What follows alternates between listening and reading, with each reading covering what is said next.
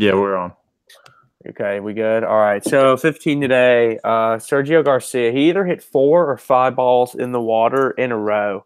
I've got the Masters on over my shoulder right now, and I'm really hopeful that they're going to show a highlight at some point of it so that I can sort of explain what happened. But essentially, the green in 15 is sloped like way down toward the water, and Sergio kept hitting the exact same shot over and over again, and he would land it on the green, and then he would spin it off the green and roll it into the water in the exact same place. And he did it 4 or 5 times to the point where the commentators started saying that they were worried that he was going to run out of golf balls. He didn't run out of golf balls, but he did take a 13 on a par 5, and so the champion of last year is out of it already. I mean, he's clearly not going to make the cut tomorrow, and so I mean, it was the tied for the highest number ever recorded in a Masters ever, and it's the 78th Masters, and it broke the record for the highest score ever taken on the 15th hole, which I believe was 11 until today when Sergio broke that by 4 strokes. Jesus. That's a lot. Did you guys see the any of the par 3 thing yesterday? I saw that Finau dislocated his ankle, then just as he celebrated the hole-in-one, jumping up and down, ankle goes out of place. He's still celebrating, just bends over and just puts it back in place. Yeah, but did you see what he did today? He shot 4 under and played. Yeah, I saw well. He's second, right, behind Spieth. Yeah, Spieth at 6, but he made an incredible bogey at 18 today. He hit his tee shot way left and then had to pretty much play backward toward the tee box. Then he hit a 3-wood to kind of short left of the green and got up and down with an incredible 4th shot. He's playing at another level right now. I thought Rory McIlroy was very impressive today.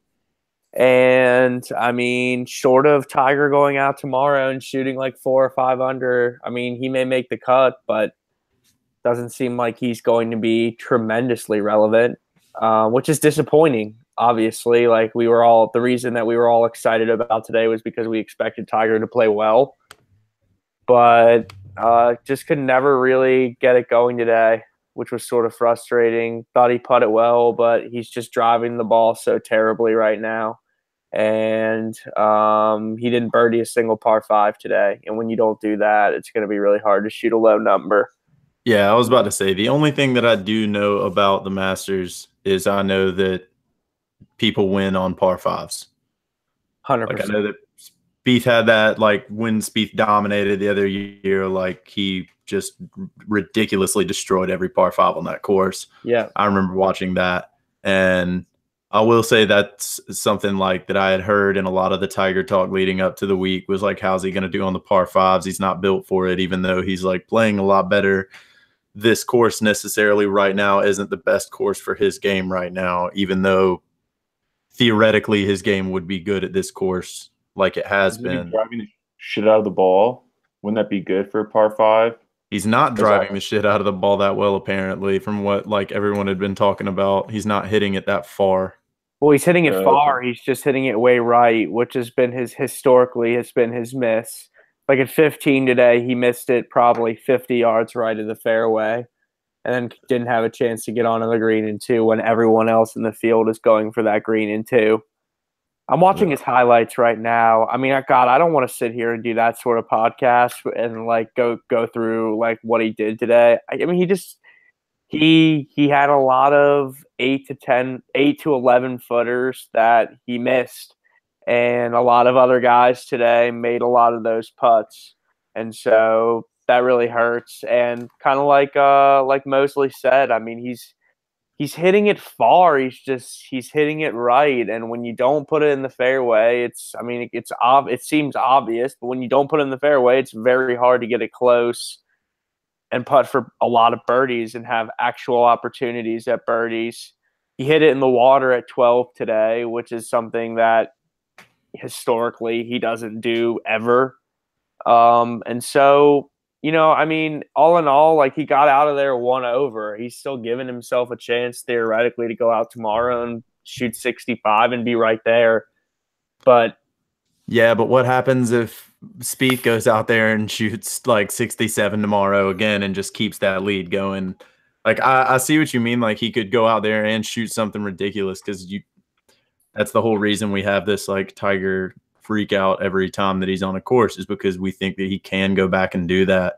But I mean, I don't know. I don't know if like even if he comes out and does that, I think the way that like looking back at how Spieth played today, at how a lot of the other guys have played and like putting the pressure on, I feel like this is one where even if he shot great tomorrow, there's going to be one of the guys that's in the top like 2 or 3 today that's going to shoot really good tomorrow and just extend that lead. Sure. And I understand where you're coming from, but I would also say that no one has ever shot all 4 rounds in the 60s.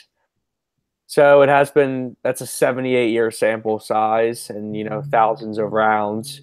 And so, I mean, at the end of the day, like, I don't expect Spieth to slip up, but, he did a couple of years ago when he should have won the golf tournament and didn't. So, I just think it's still really early. You can't win it on Thursday, but you can lose it. And I hate saying that because it's a cliche, but it is true.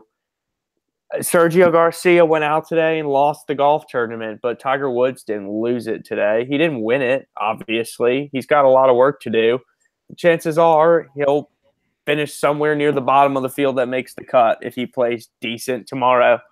But he has shown over a long time the ability to just sort of get himself through and survive on days when he really doesn't have it, and then maximize on the days when he does. And he sort of did do that today. He didn't get all the way back to even par, but he played a little bit better on the back end of the round, and that really helped.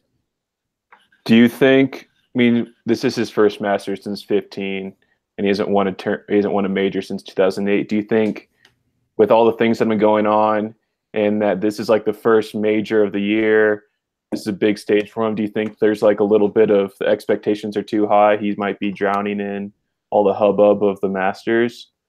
I don't think Tiger Woods is drowning in any pressure other than what's going on in his own head. Because the last couple tournaments he's done really well in, but he hasn't it hasn't been a major. He hasn't had to. There's been no like huge expectation on him. But now, like with the Las Vegas ratings coming in and all that, like everyone sees him as one of the big favorites to win this tournament. And I don't know. I know it's Tiger, but I mean, there's first time back in there. I don't know. I think that it just trumps it, like the whole like LeBron, Tiger, Shaq. Those type of people who I think are that famous when they're 18 years old and they have people literally everyone knows their face and who they are from a distance when they're 18 years old and they're like nationally and internationally famous.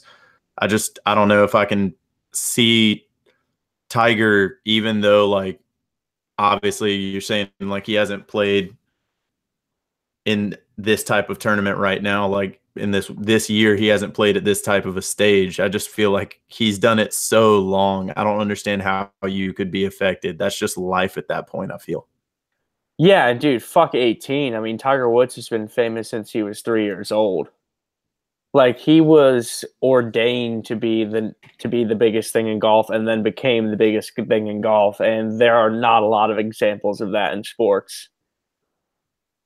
He broke 50 when he was 3 years old. That's absurd. What? He broke 50 for 9 holes when he was 3 years old. That's crazy. That doesn't even physically make sense. I don't understand. Look it up, dude. Look it up. I believe you. It's just I just can't obviously happening. Dude, he's an amazing example. Like as much as people love to mythologize people like JJ Watt, there's people who just go out in the woods and fucking cut down trees and flip tires and shit and work their asses off to be great.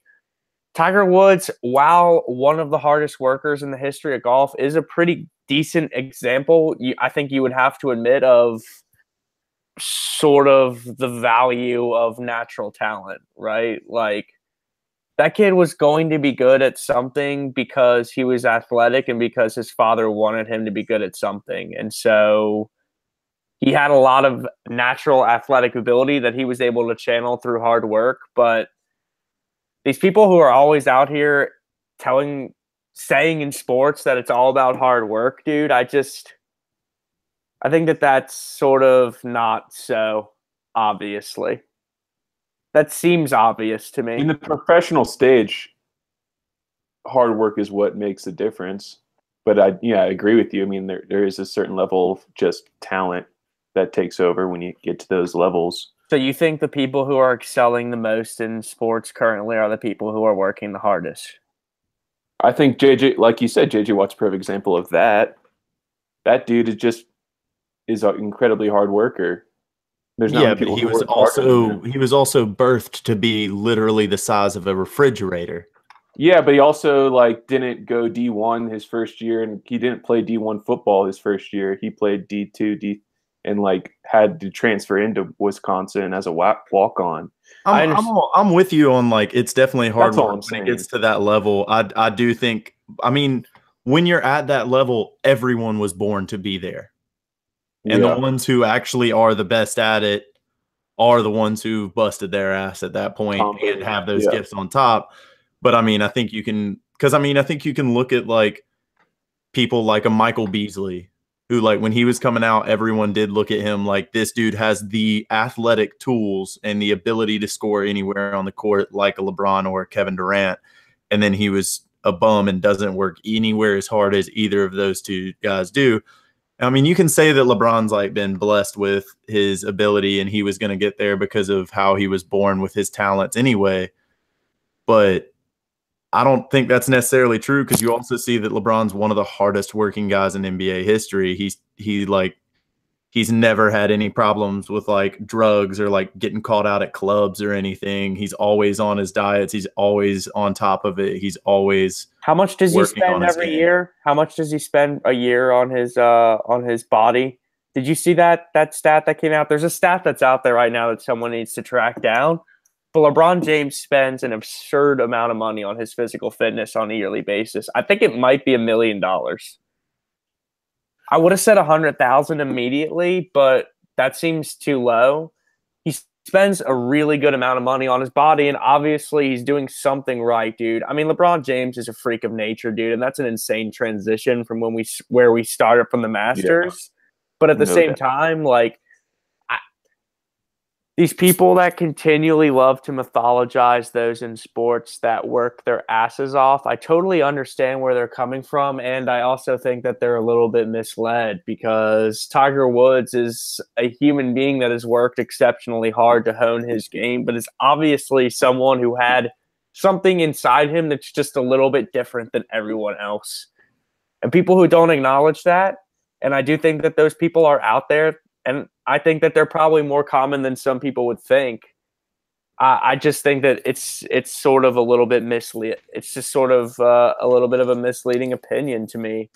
And I guess in terms of trying to finish a conversation on the Masters, we'll see, man. It's still early. I understand that we expect Spieth to go out and put up another low number tomorrow, but you do really never know what can happen. And at the end of the day, if Tiger's not in it, we still have a lot of fun names out there. It was fun to watch Phil play today. I thought Phil played pretty well.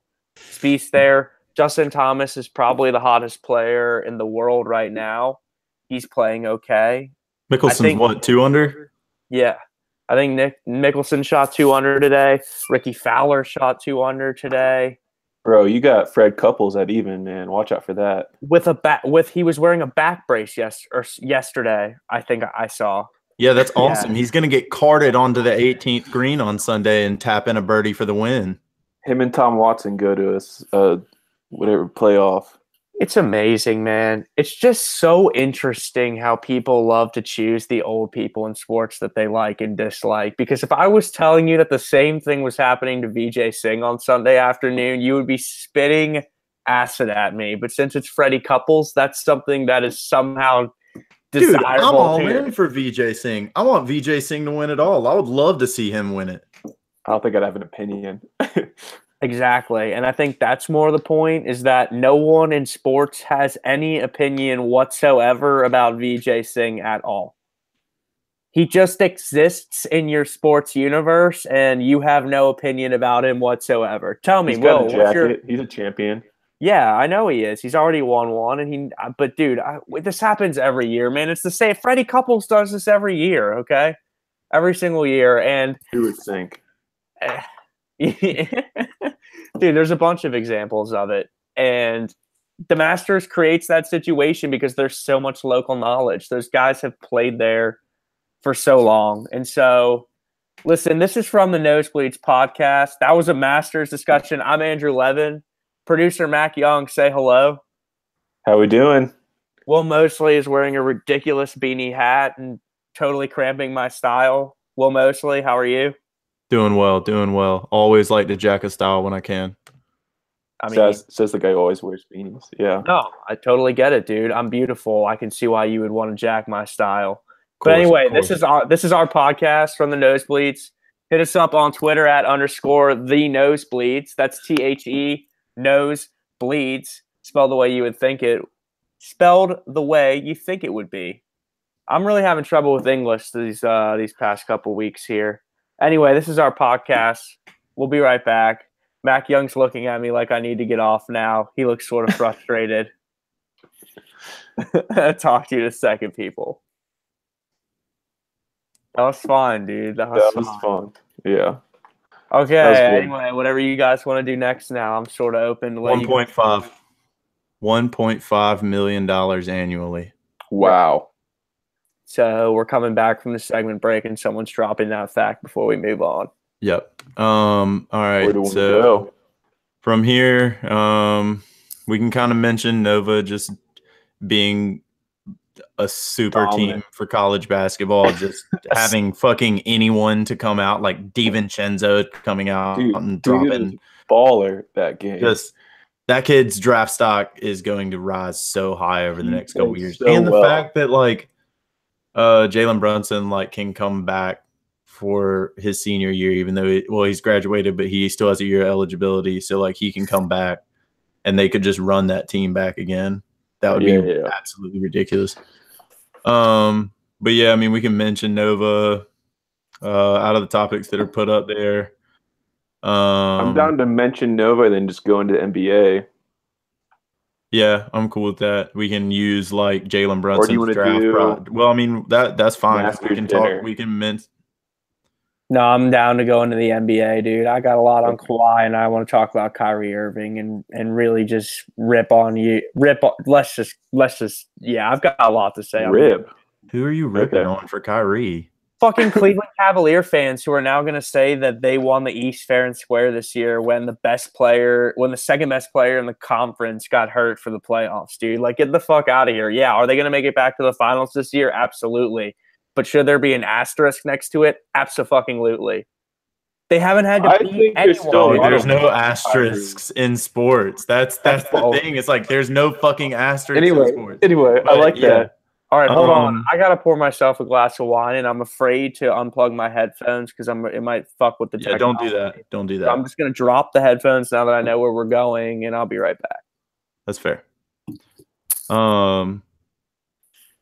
How is he turning this into shitting on Cleveland? I have no idea. That's the first thing dude. Like that's what I was like. Kyrie. Wait, who are you shitting on? Like what? They love him. Yeah, like they don't want to see him hurt. I don't understand that. And like, well, anyway, Cleveland wasn't. I mean, Boston's not the #1 seed. You're still Toronto. Like you're not even. They beat the shit out of Boston last night. Toronto beat the shit out of them? Yeah, they held them to like 33 points in the first half. Yeah. And they beat the Cavs 2 weeks ago, or like the night before that. The Cavs won. They did? Yeah. Hey, can I just ask? They beat the shit. They were beating the shit out of them, and then the Raptors brought it back in the last like 5 minutes. But that was 2 weeks ago. No, dude, Cavs won 2 days ago. I swear to God. Oh, that's the game you're talking about. Okay, my bad. So, I have a fun question while I hit this bowl, just while we're chilling for a second. We're all. You know those Cadbury cream eggs? Unfortunately. Yeah. Fuck you for saying that, Will. How do you eat them? Like, what is your process to eat one of those? I don't want to put anything in your mind, so I'm just going to let you go. How do you eat it? You grab it, and then I'd put it all in my mouth. Oh, gently, like a Labrador retriever holding a real egg. Just gentle.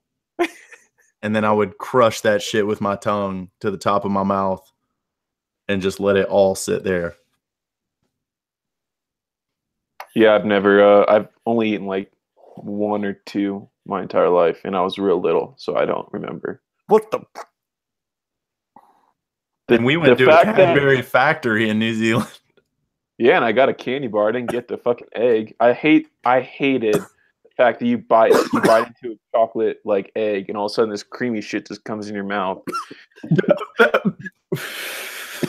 Couldn't do it, man. It's a real tough problem.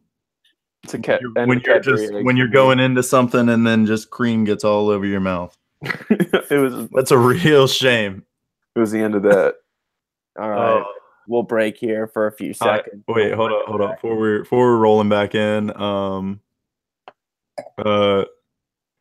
right, so are we gonna just focus can you give me a rundown of like what you're going into with Kawhi? Is it him like I would rather talk the rest of the season? I can't. Okay, I think we should talk about Kyrie first. It seems like there's more to sort of flesh out there conversationally. But in terms of what I think about Kawhi Leonard, I just think it's sort of interesting how that relationship has devolved, dude. And it seems pretty clear that he doesn't want to be there anymore. And I sort of struggle to understand why. All right, let's get into it. And the Spurs in general, man. Let's get into it. Let's just bring us back and then go Kyrie NBA. Yeah. Okay. Hi, everyone. My name is Andrew Levin. That's Will Mosley, and Mac Young is here also. And this is our podcast from the Nosebleeds. And as per usual, the show is just moving way too fucking fast. I had so many interesting things just came up in that last break, dude. Mac Young said that he's only eaten 1 or 2 Cadbury eggs in his entire life, which is just super fucked up. Can't handle the cream, man. And Will Mosley also said that there's no such thing as an asterisk in sports. I also want to talk about Kyrie Irving, and I want to get to this Kawhi Leonard story. And also, Will Mosley has this fact now about LeBron James's nutritional regimen. So let's get to that first. We're moving so fast, dude. $1 million. 1.5 million. That is what LeBron James spends to keep his body looking like a 19-year-old. So I say $1 million. $1.5 million a year. In 2016, it looks like he was projected to have spent $2 million. So I ask you, Will Mosley, if I gave you $1.5 million to work on your body, would it look better or worse after 1 year? You have $1.5 million. You could do. So anything. I can do whatever I want with that one. You're just giving me $1.5 million and being I'm giving you. You have to do. Yeah. Are you going for good body or bad body when you come back in 365 days with all that money spent? See, and if I have to spend it like and not have like I can't buy assets that I still keep on me. So like I can't invest it in stocks. I can't do anything like that because then I'd probably like try to set myself up for the long term, use a little bit to like. What the fuck does that have to do with your body? Look out. No. So like that's what I'd use that for. If I have to just spend it, of course, I'm going to look grotesque. I'm probably going to die in like 200 days.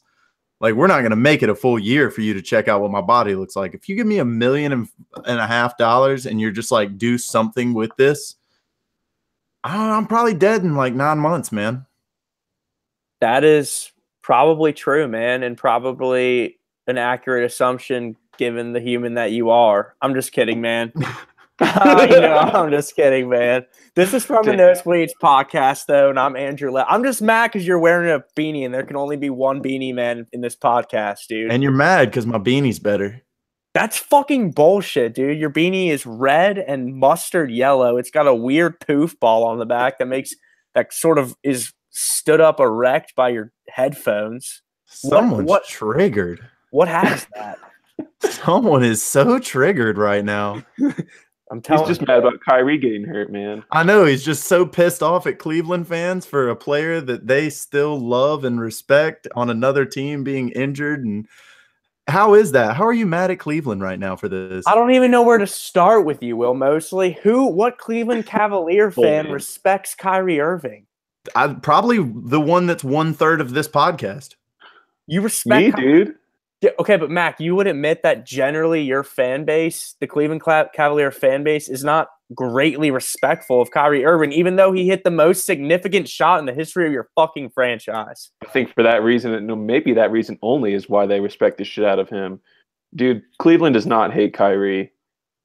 I disagree with you completely. I think that there's nothing but love for him, and they, even though at the beginning of the year there might have been some turmoil and all that shit that went down, but now that people understand why he left, and it's totally understandable why he left, there's nothing but love for him. Okay, well, I don't think that's an accurate interpretation of the situation, because I can specifically remember people being super angry with the way he handled the situation and how he got out of there. And he was probably, right to get out of there. I was mad at first, but I'm not anymore.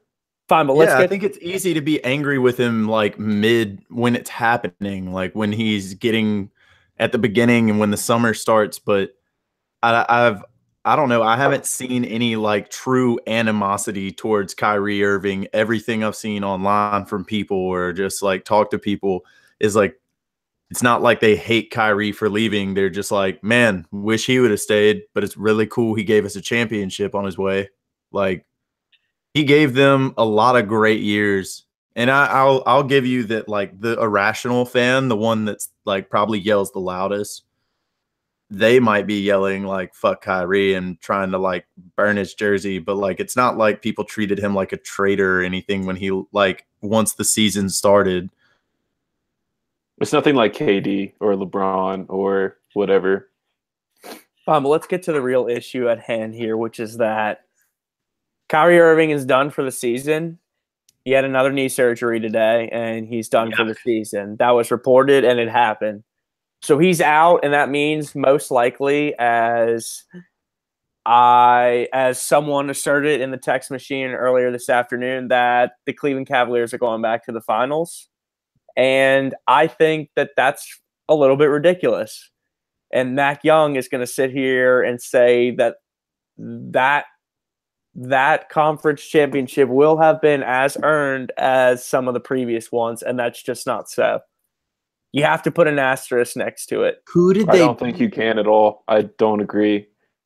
Injuries happen to all players, and it happens every year. There's always someone who gets hurt. It just happened to be Kyrie this year. He's the second best player in the conference, dude. He's the second most relevant player. That's just not necessarily true this year either by the numbers at all. Okay, that's just not necessarily true at all. DeMar DeRozan has been a better player this entire year, and the Raptors have the #1 seed in the conference and beat the shit out of the rest of the Celtics last night. Come playoff time, who's more important to their team? DeMar DeRozan to the Raptors or Kyrie Irving to the Celtics? It's not even fucking close, dude. We haven't seen this Celtics team put together. I don't know how you can say like that Kyrie's like automatically the second best player in the conference this year when he hasn't had the best, even the second best. He hasn't been one of the best two guards in the conference this year. That probably go to DeMar DeRozan and Victor Oladipo. I just think that with Kyrie Irving in the lineup, the Celtics have a legitimate chance to shut down Cleveland enough defensively to be able to beat them in a 7-game series. I really believe that, and now we're not going to get to see that. That's fucking disappointing, and that matters. I also don't think, man, but I don't think it's an asterisk type of matter. It's just, I think you're proclaiming Cleveland the like conference champions a little early, man. Their first round right now is against Miami, who what are we going to always talk about is kind of. I know. Oh, I agree. In the second round, they either have to play the Sixers, who I think are really dangerous, or the Pacers, and then finally they'll probably end up with the Raptors or the Celtics in the finals. Like, and I don't think this Cleveland team is head and shoulders better than any of those teams that I just named, maybe besides Miami in the first round. And I mean, I think Dwayne Wade and the Heat are deceptively good. I think Eric Spoelstra's just a great coach, and I know you think that too. So like, I don't think that it's a cakewalk for them to win the East this year. And if they win the East, dude, they're still playing against professionals. They still beat a 76ers team who I think is dangerous, a Heat team who you proclaim is always dangerous. The Raptors who have been phenomenal this year. Like, yeah, besides the whole Hassan Whiteside thing, but I'm not going to blame them for that. He's been injured a lot of this season. He can suck it up. Dude, I like the Miami Heat, and I do think that they will give Cleveland a series, but I also don't want to sit here and just be unrealistic. It seems clear to me that they're going to have a very, very good chance to get back to the finals. And dude, I don't think we can do it with Toronto again, man. Like, we've done this every year for the last 4 or 5 years, and every single year for the last 4 or 5 years, DeRozan and Lowry are really disappointing in the playoffs. And you can already sort of see that happening with Kyle Lowry, dude. He's been kind of bad the last few weeks.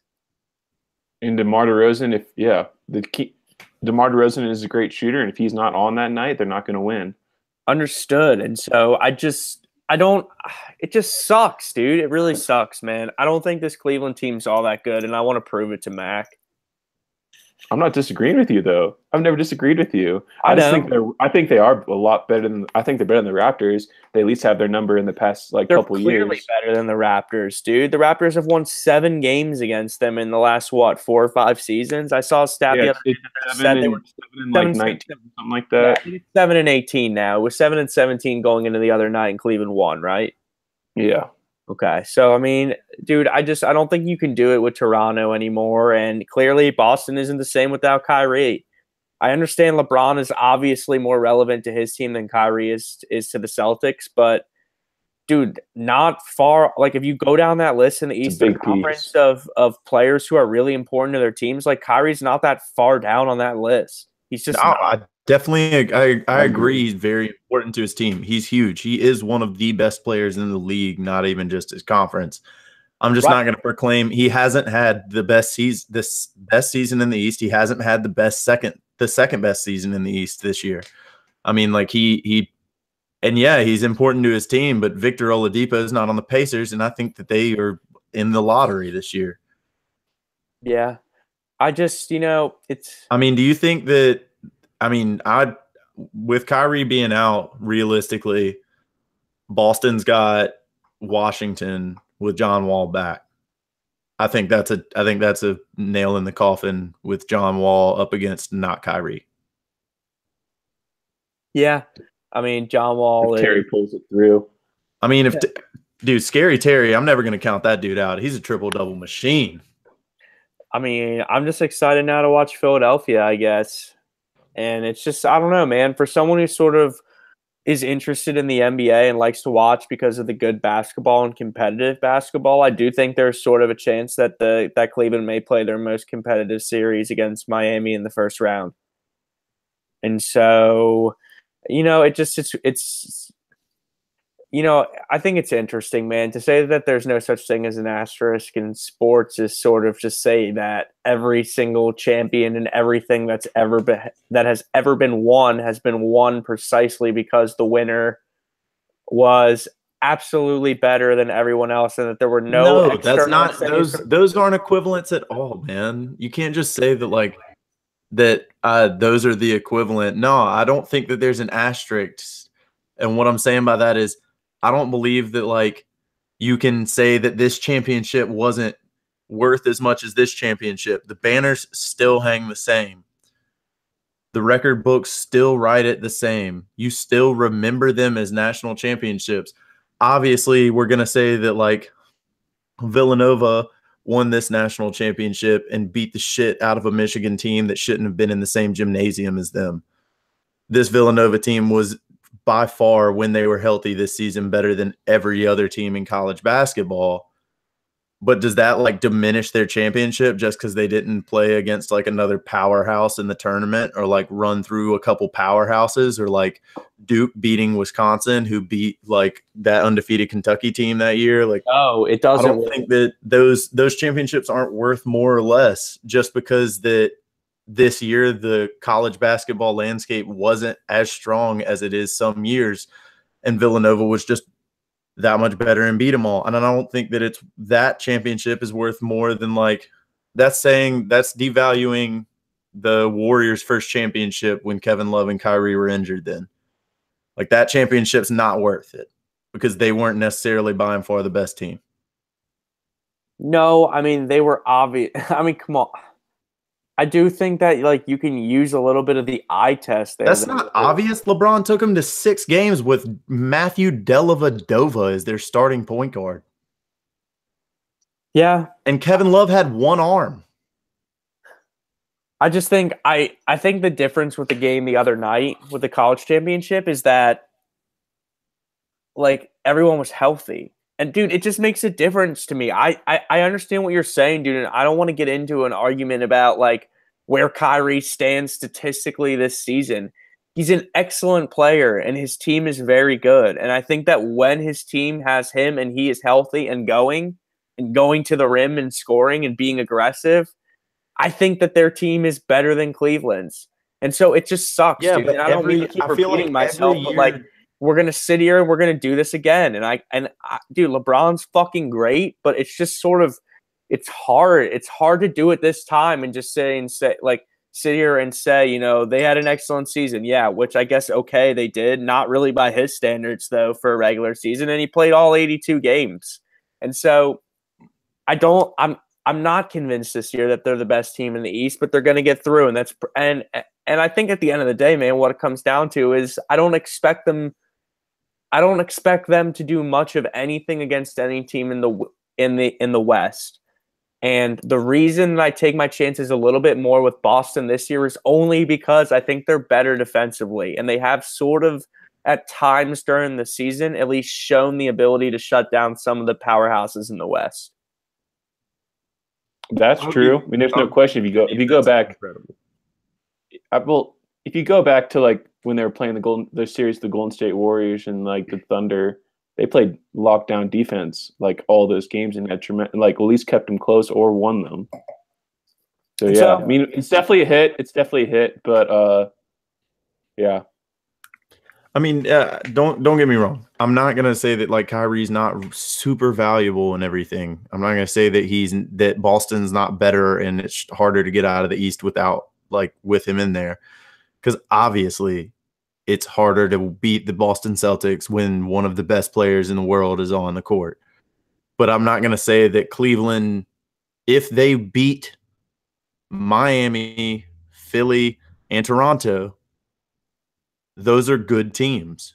I'm not going to say that they didn't earn getting out of the West. If somehow, even though I don't necessarily think that this team I don't think that the Cavs team that's put together should be better than the 76ers or the Heat or the Raptors.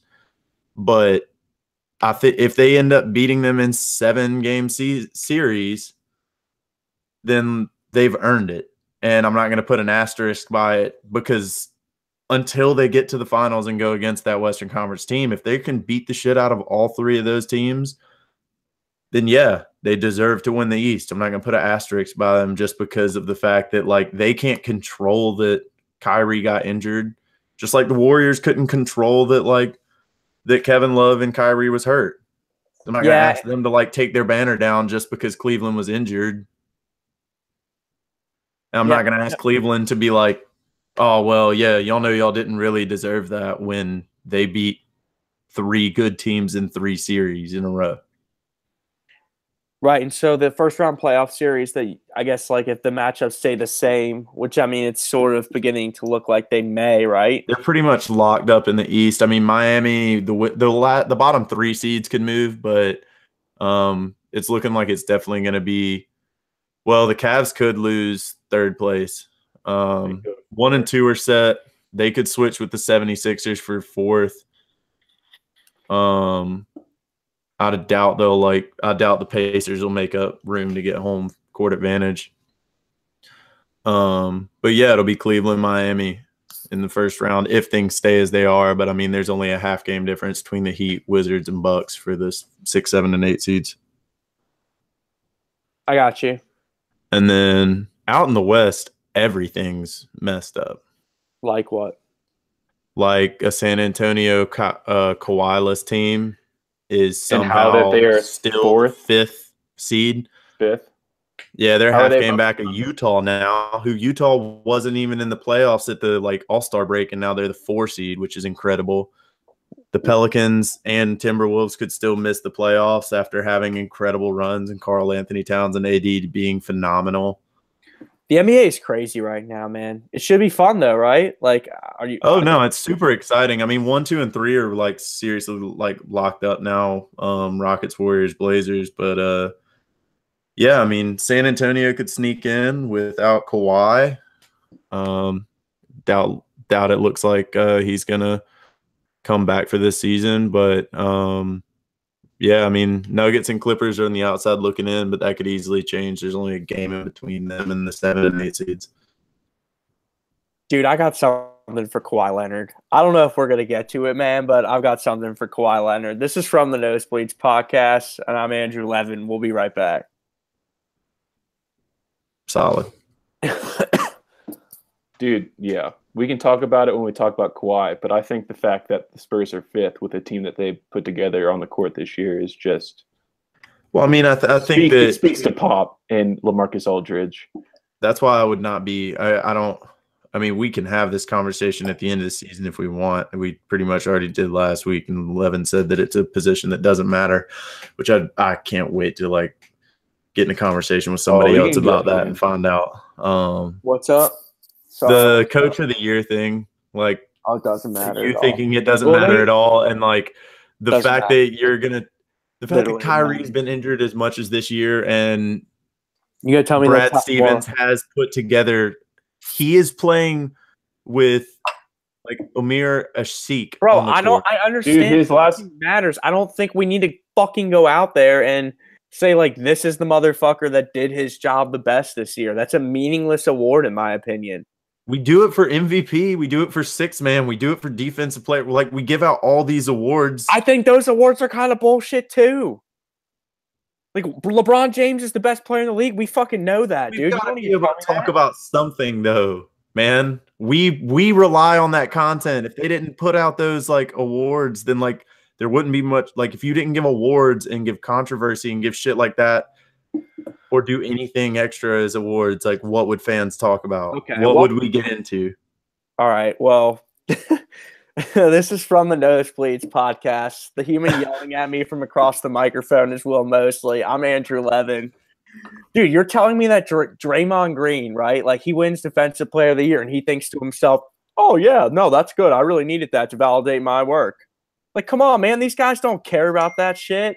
These awards are for us. Why do you think people don't care about awards? Yeah, why do you think people don't give a shit about it? Why do you think they take trophies home? Why do you think they display them? Why do you think they talk about them? Why do you like if you think that anyone is going to look back at their career and try to reminisce, you have to be able to quantify that somehow, and you can look at it as being like they voted that I was the best out of all of these guys at this. That does validate it.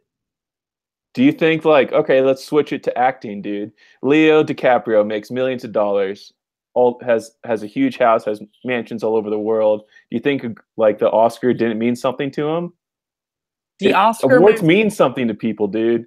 Fine, even MVPs, Defensive Player of the Year, those mean something to people. Fine. That's why they work their entire lives at it. Fine, they don't mean anything to me. And the original conversation was about Will Mosley asserting that the NBA's Coach of the Year award is something that I should give a flying fuck about, and it's not. I don't care if you should give a flying fuck about it, but it does matter. It does mean something.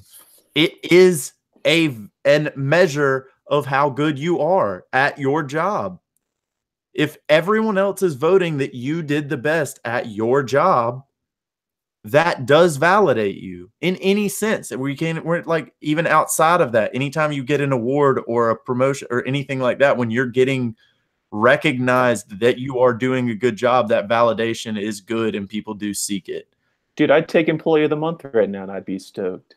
That's fine. You're not LeBron James, Mac. Put it up on the. Does LeBron James care? Does LeBron James need awards to know he's good? That's so simplifying it to a point that is obvious to like side with you. That's not an unbiased or unphrased question. That's obviously saying, like, do you think he cares? Do you think he needs an award to know he's good? Like, no, that's not it. But he does. Like, I'm not saying he needs it, but he's also obviously a freak of nature case, but he does want it, obviously, by him saying that he'd vote for himself, which does mean it would be validation towards him knowing that he's the best to be able to look out. He's also vain as shit, dude. I think that he does care what other people vote for him. And it's not necessarily for him to know that he's the best ever, but it's for him to be able to point back and be like, look at that. I won that in my 15th season. I won MVP. Like, I'm not saying that it fucking just doesn't, like, that you should care about these awards.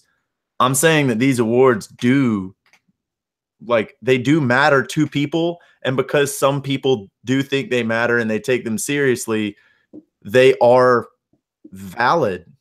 They do make sense. They do, like, you can validate them and be like, yes, this guy probably was the best of all the coaches because people who actually pay attention to this shit and care about this shit voted that he was the best.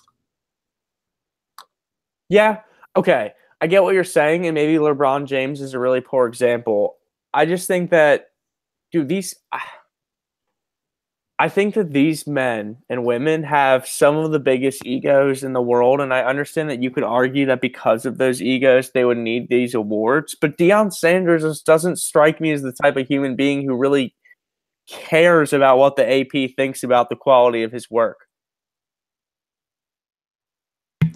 I'll give you that, but like some people I don't think care. I'll give you that. Some people don't give a shit. But that doesn't mean that the voting process doesn't end up being true a lot of the times.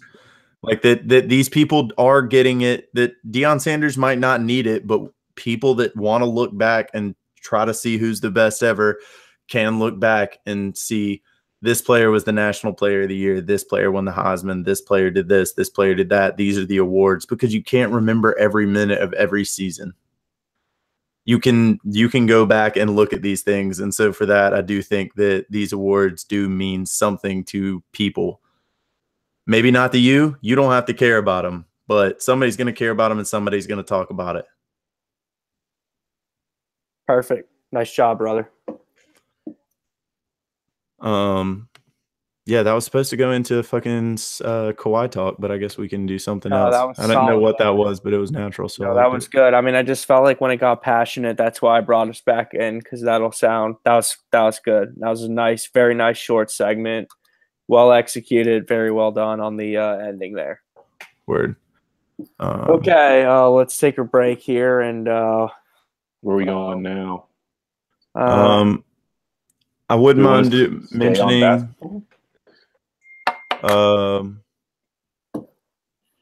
yeah, so we have Kawhi, Scott Foster, the Syracuse kid that decommitted and went to the G League, and the Pats opening up 2 first-round draft picks and their #1 receiver spot, coincidentally when the Giants are looking for 2 first-round draft picks. I mean, Levin, do you want to do that once? I don't care. Okay, no. Is that, dude? I don't care if we don't get to Kawhi today. It's here. It's sort of okay to drop things every once in a while that we don't get to, because it gives the idea that we're thinking a lot and that there's sort of development to the show. Okay. Is this meaningless? Like, is this anything other than speculation right now? And something question. No, it's just speculation. But hold on. Does somebody have like their messages open or something dinging? Yeah, it's me, and it's not dinging through my computer. I have it turned off. I'll turn my ringtone off, and I apologize for that. It's just picking up on my mic. I have to pee. I'll be right back. You're good. Yeah, no, I just noticed it, and I hadn't noticed it a lot during the segments or anything. It's not like I've heard it a lot during that. I just heard it right now. No, I know, and it's because it went off, and I was holding it like this to my mic. That's what I'm saying. Okay. It's not going internally through the recording system. Yeah, it's literally like I said the ding in my mic.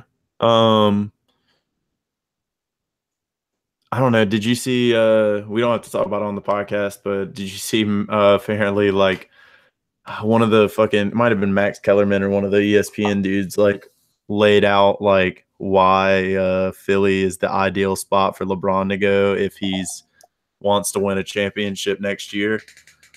I mean, I'm sure that that train's going to continue to build, I feel like, man. And I think that I don't know, man. Philly fans love their guys who have been riding with them for a long time. They might be like, we got Robert Covington. What we need LeBron for? We got Covington guarding up Durant on the wing. The hell we need. We got Fultz and Ben Simmons running the 1-2, Covington at the 3, Embiid and Saric. We ain't got room for LeBron.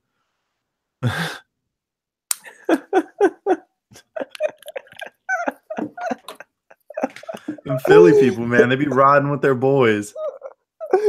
Except for Donovan McNabb. It's so. Hey. Is there any city? Well, maybe it's a good competition with Boston, maybe, but I'm not sure that there's a better. I don't know if we want to have a Philly versus Boston fans competition. That might get hairy. I also don't particularly enjoy either of those fan bases. So, and I'm Philadelphia is sort of part of who I am as a human being, sort of. But I don't think I'm saying anything too bold there. I don't want Philly or Boston coming after me either, because those fans do strike me as the type of people who would not take kindly to me saying that. But say we're gonna have 700 followers tomorrow on this podcast, and all are gonna be from Massachusetts, just bashing the shit out of you. Fuck you. That's how you do it, though, man. I mean, look at Stephen Smith, dude. If you're are we growing? At least they know our name. I mean, that's what I'm saying, dude. There's, dude, I'm sorry. I'm so into the Masters, man. Are they still playing? No, it's done for the day, dude. They're just showing highlights. I was about to say, I thought Spieth was the last pairing. Dude, yeah, but even off record like that Western Conference is so weird this year with the Spurs still in it somehow. But the Spurs could miss the playoffs, dude. Literally the 4 seed in the playoffs right now in the West could miss the playoffs. They're 2 games up on the Nuggets next weekend. But there's 3 games left. Yeah. For most teams. And they're only 2 games up on the Nuggets, who are the 9th seed. Yeah. It's just crazy. Like I said earlier, it's just crazy to think that they have that team that they've been putting on the floor and they are doing better than the Thunder. And then the fact, like you said, the fact that 3 and 4 are Jazz and Portland, which Portland's amazing, but it's just like there's just star power on some of these other teams that you'd think that would help them get higher up. I mean, yeah, Utah since it's something insane. Like Utah since where the fuck Paul did they Millsap? come? Well, since Paul Millsap came back there, isn't Paul Millsap with them? No, Paul Millsap's with the Nuggets. Paul Millsap's with the Nuggets, isn't he? That's a new, yeah, I think he's out with the Nuggets. But no, Utah Jazz. The Jazz have something insane, like one of the lowest defensive or one of the best defensive efficiencies. In years in the second half of the season. Who are their big men? So they're trotting out Ricky Rubio, Donovan Mitchell, Joe Ingles, Derek Favors, and Rudy Gobert with Jay Crowder. That's a good defense. Yeah, no, I mean they're holding people to ridiculous stats after the All-Star break. That's a really good defensive team. Yeah, no, they're really good, but I mean, I think that them being a 4 seed right now just speaks to how crazy everything is behind those front runners. All right, so I would say at this point, probably 12 to 15 more minutes of show. Whether that's a couple little quick hitters, 12 to 15 minute segment, I don't really care. Okay. To answer your OBJ to Pat's question from earlier, it's nothing but speculation, but the Giants what is fact is the Giants have stated to people that they're looking for 2 first-round picks. And a couple days after that information was made public, not only did the Patriots empty their number 1 receiver spot, they filled the Rams' number 1 receiving spot, which was the most likely place for OBJ to be traded for. And then they acquired 2 first-round picks. It's just that's setting up to be a Belichick move where he sells those 2 picks. We'll hit a quick hitter on that, and then Masters Champ dinner. Yeah, that sounds good. Or just something fun at the end. I'm trying to let's think go do that one. I Champ. like where you're going with that, Will. Okay. All right. We'll break for a couple seconds. We'll bring it back. What's up, people? My name is Andrew Levin. This is our podcast from the Nosebleeds. I'm here with Will Mosley and Mac Young. Say what's up, boys.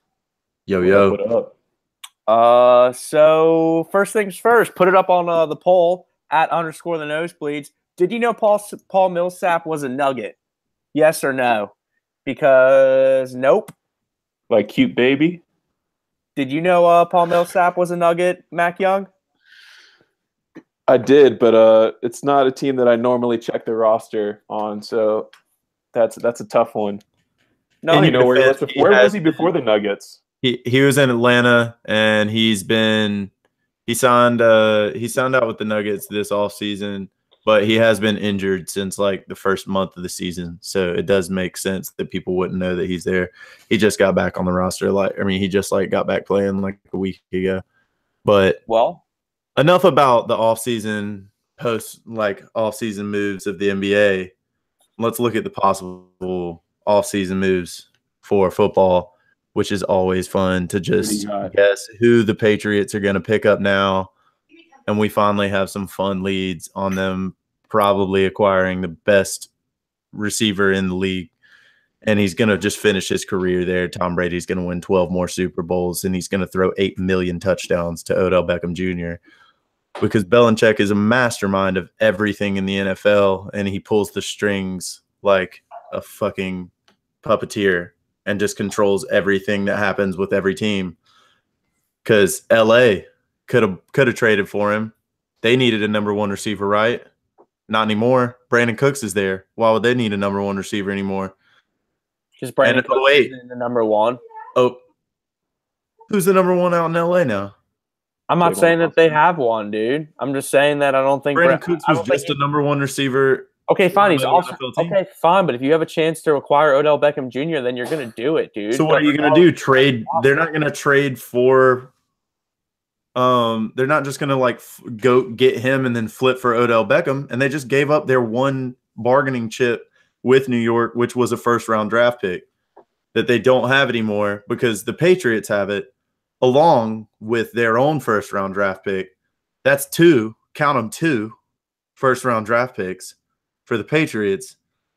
And the Giants, I believe, have asked for two first-round draft picks for Odell Beckham.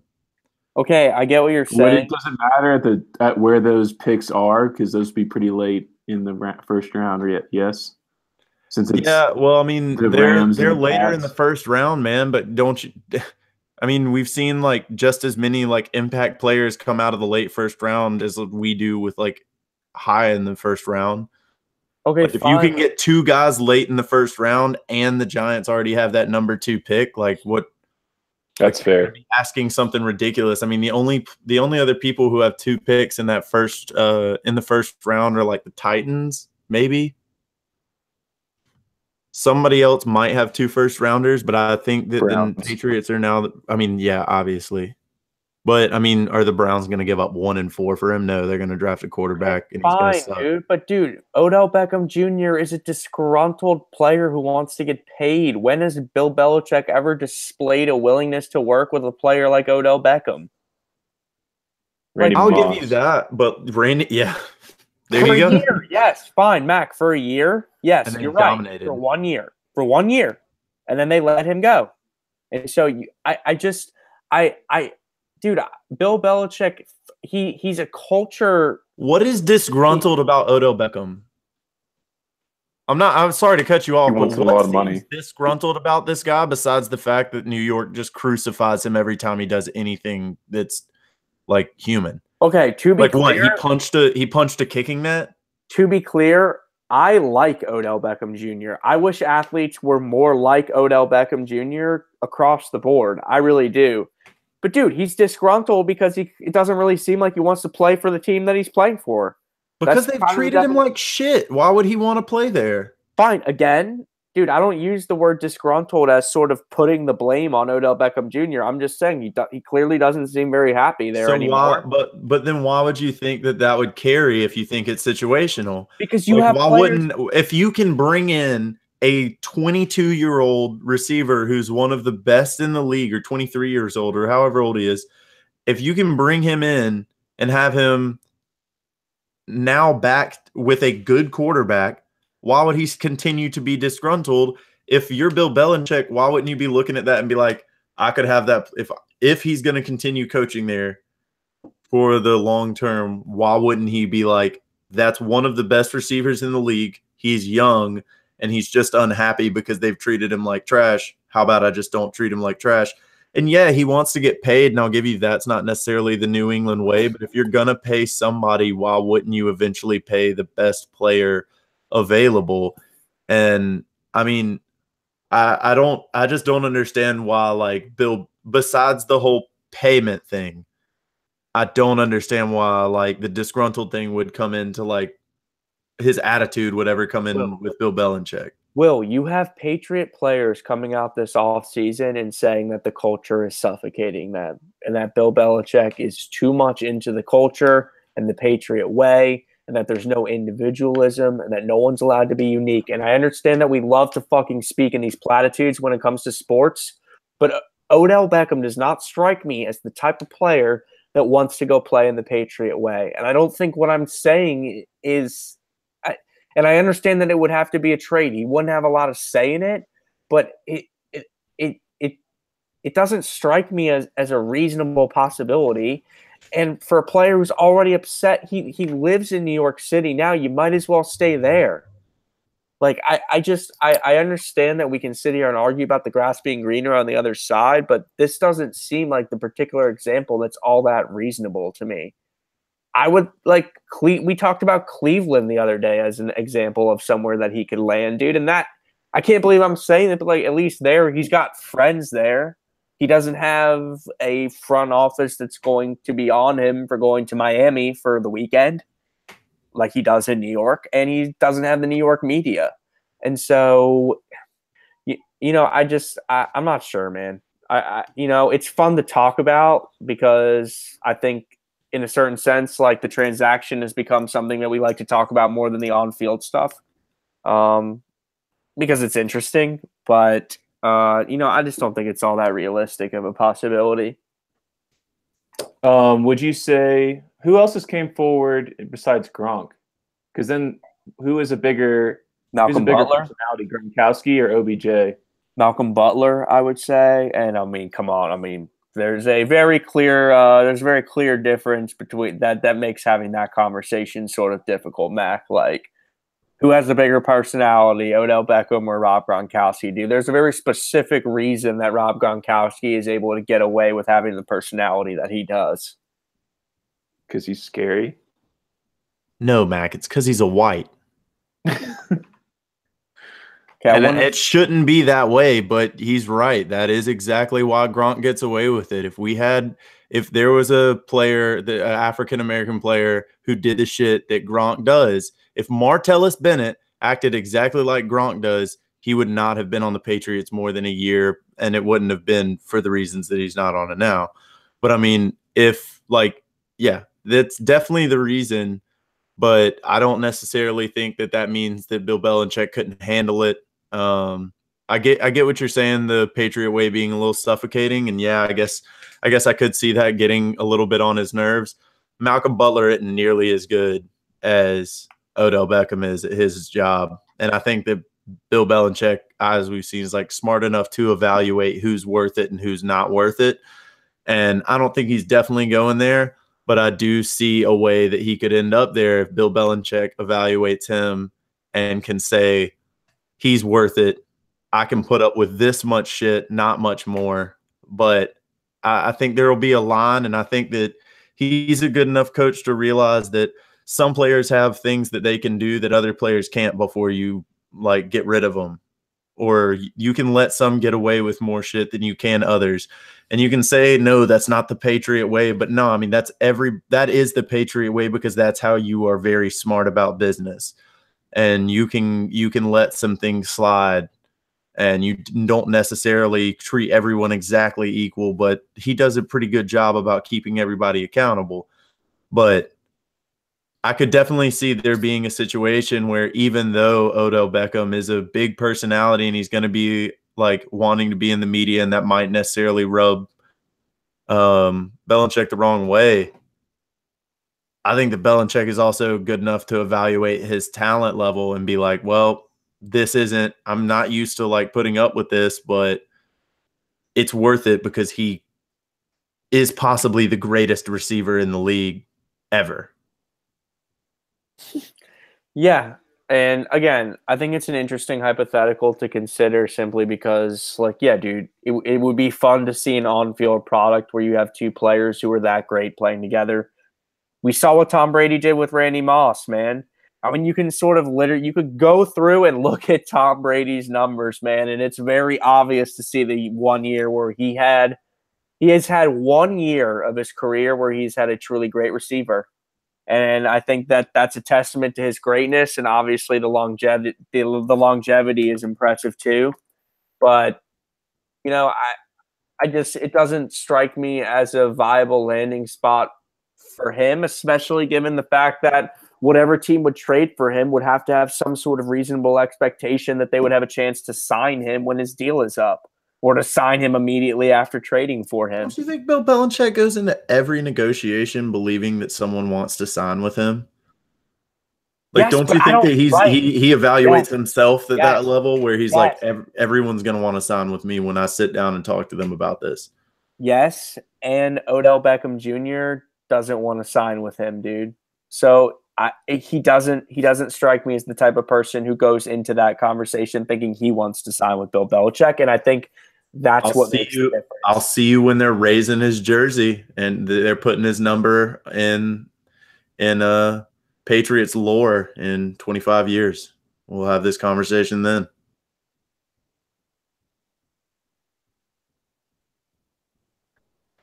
Okay, that was good. Sorry, I've got something in my throat. Dude, the new chairman of the Augusta National Golf Club is so awkward. He is so awkward. He's doing the honorary start right now, and his speech is really slow, the pace. All right, 4 or 5 minutes more, boys. What's fun? You said Masters dinner. If you want to do that, I don't know. I don't hate Masters dinner. I'm just trying to think. I gotta get some ideas in my head. I already got mine.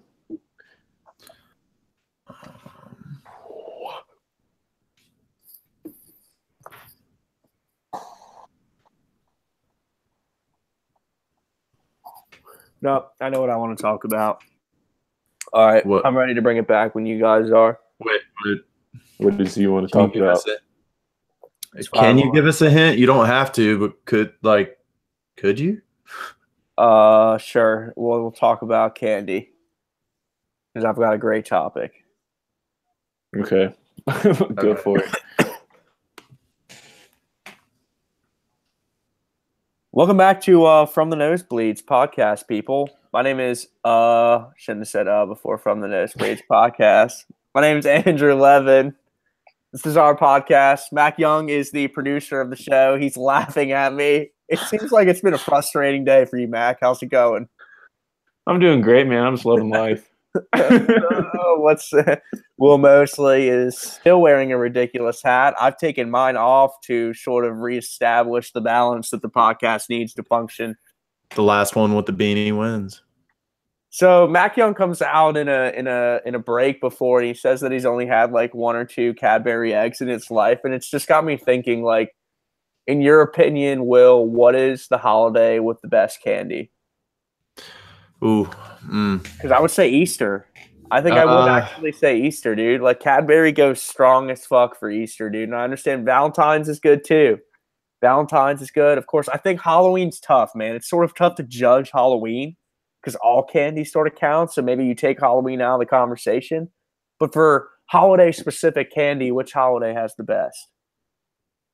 Yeah, I mean, I think you're going to go Easter, and I think you're going to if it's those creamy Cadbury eggs you like, and you're a weird person like that, then have at 'em. But I think most of the world would associate it with oh my god, a dude. chocolate bunny or a Reese's egg.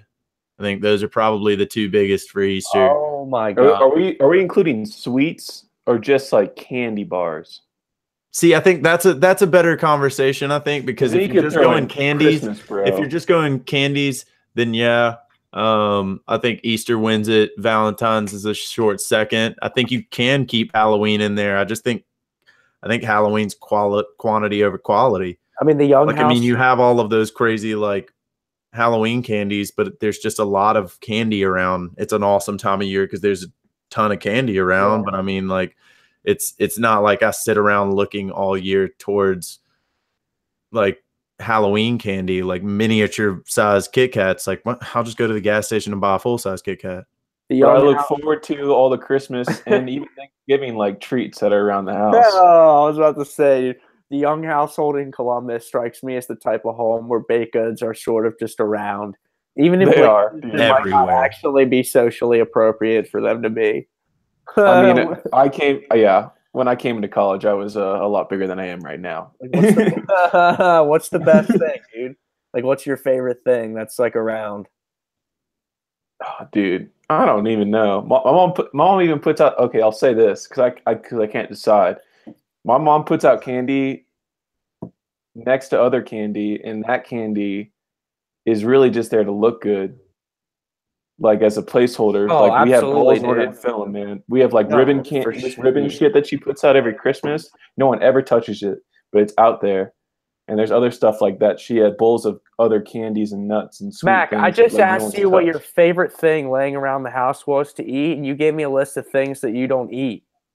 No, like I said, you weren't listening then, because I said I can't decide between all the delicious things my mom puts out. But that's literally what we're asking you to do right now. Yes or no? Are you saying that to protect your mom? Put it up on the Twitter poll now at _the_nosebleeds. Is Mac doing that to protect his mom? Yes or no? Mac, are you saying that you can't choose because you're trying to protect your mom because you have to choose now? What's your favorite thing? She makes brownies with like little peppermint shit in it, and it tastes really good. Well, of course it tastes good. It's your favorite thing, asshole. All right, Will Mosley, what's your favorite thing at the holidays? Ooh, are we sticking with just like Thanksgiving, Christmas, holidays? That stretch?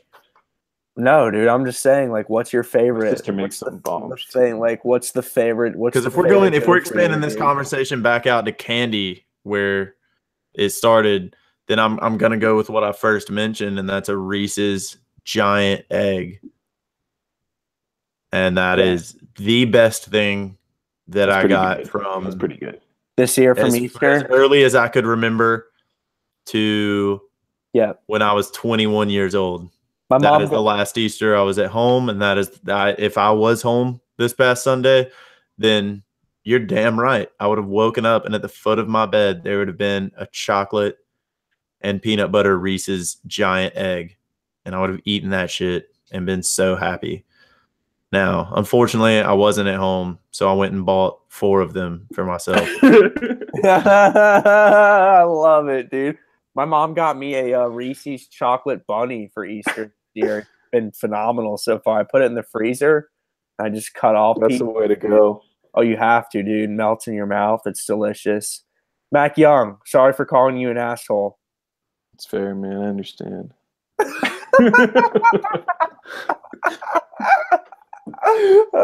Did you have anything to say other than I understand. No, I got something. So I was working this Easter, and I lived by myself, nowhere near the rest of my family.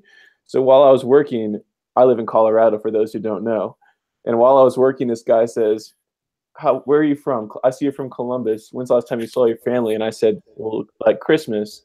The guy's like, well, you're probably one of the only people who didn't get anything today. So he threw me some weed on Easter. So I got a pretty good Easter gift. That's better than an Easter Reese's giant egg, and that's better than a rabbit. Well, let's just combine all of those things, and you have a good time. I will I will take the Reese's egg, I'm pretty sure. I will take the candy and the candy every time. But I'm Andrew Levin, and this has been From the Nosebleeds podcast. Mac Young, producer, sorry for calling you an asshole and frustrating you today. Closing remarks? I'll cut it the fuck out. Anything at all? No, I got nothing. Nada. Will Mosley, nothing? No. My name is Andrew Levin. Hit us up on Twitter at _the Nosebleeds. Check us out on SoundCloud in the search bar, the Nosebleeds podcast. You'll find it there. We'll see you next week, people. Let's enjoy the Masters. See you later.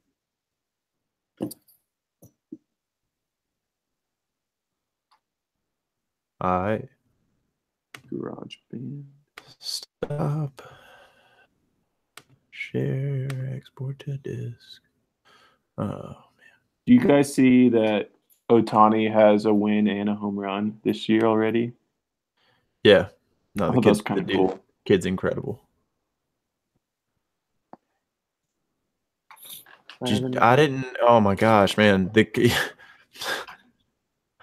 Wow. I think there's more to your argument that it'll be impressive if the Cavs win the champion or win the East this year because they're trotting out Cedi Osman on their starting five.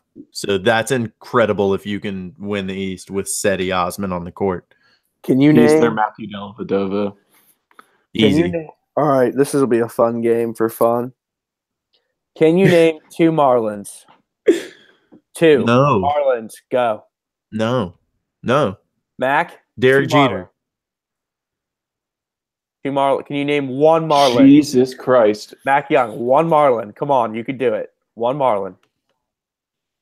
Name one Marlin. I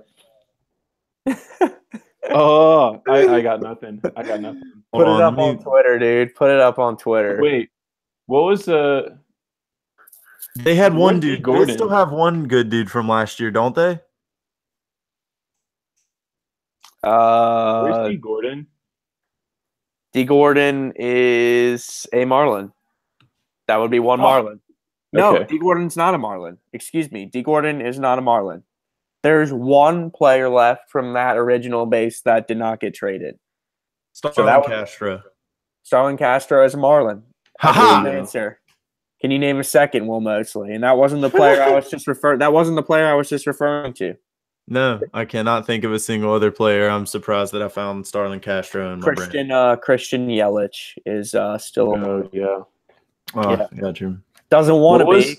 How about this? Does this team win the playoffs? Does this team win the title automatically if you put them together?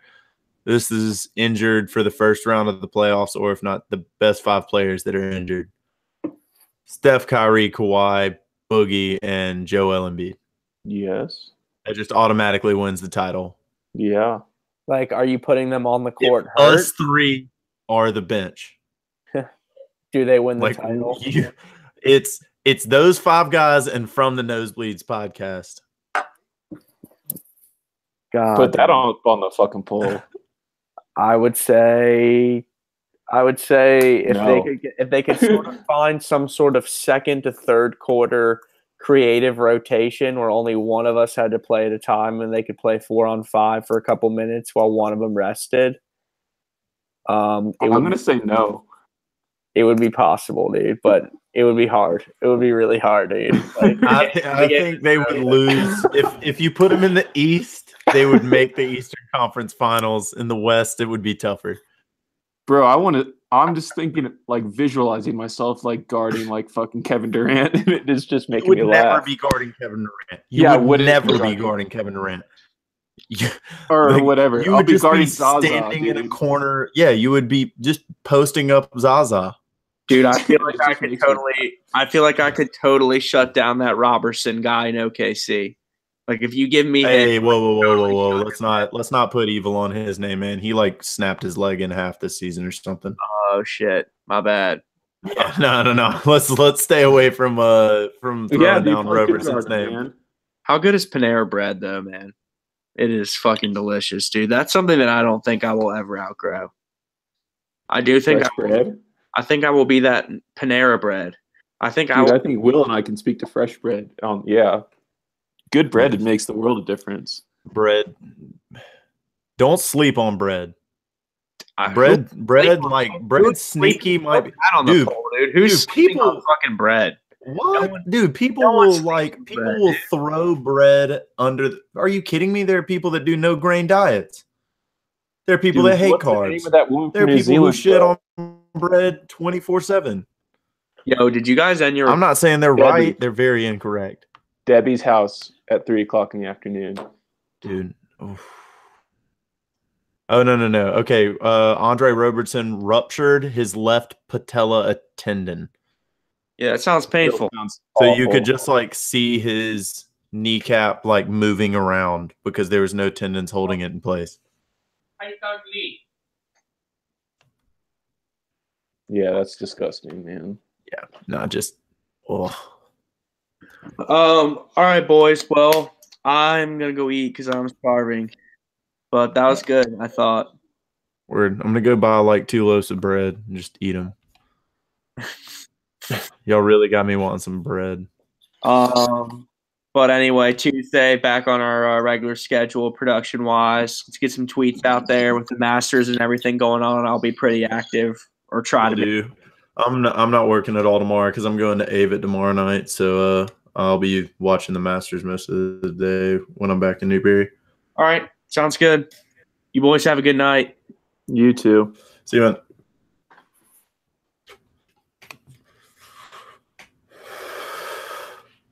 I'll see you later, man.